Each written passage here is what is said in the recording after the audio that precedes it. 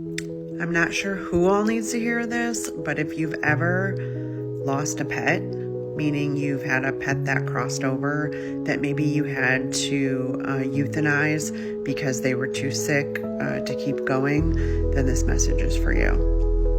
More than likely, if you've been in that situation, you and your pet were soulfully connected, deeply connected, as if you've felt that possibly your cat, your dog, your horse, your cow, your pig, whatever it is, was like your soulmate.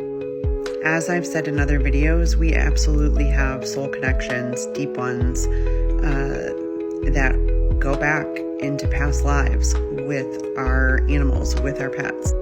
When it's time for them to let go, they often don't want to let go. They don't want to leave you. You don't want to lose them, and they can pick up on that energy. So I just had a client who's actually a friend of mine now, after many, many years. We are pretty close. She just lost her sweet, sweet boy, her dog. And he was like her child. And I've lost my fair share, so I completely understand this. It had got to the point with his health that everything was basically a Band-Aid, right? You know how that goes, where there isn't much else they can do, but they just kind of keep putting Band-Aids on the situation. Vet says I can keep doing the Band-Aids, but when you're ready, hopefully basically soon, it's time to probably let him go.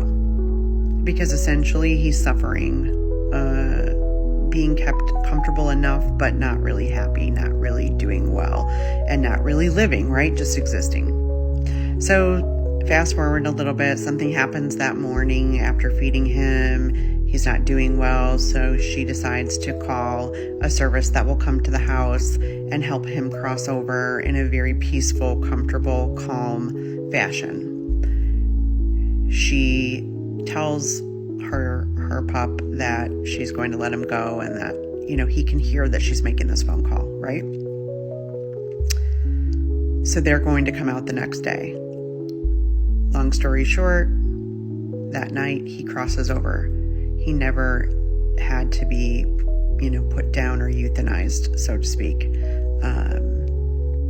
He realized that it was okay for him to let go. His mom finally made the phone call to let him go. So that was his way of, he had been holding on for her. So now he knew that it was okay to just let go and cross over to the other side. And he did. And guess what? He crossed over on the same date as his adoption date.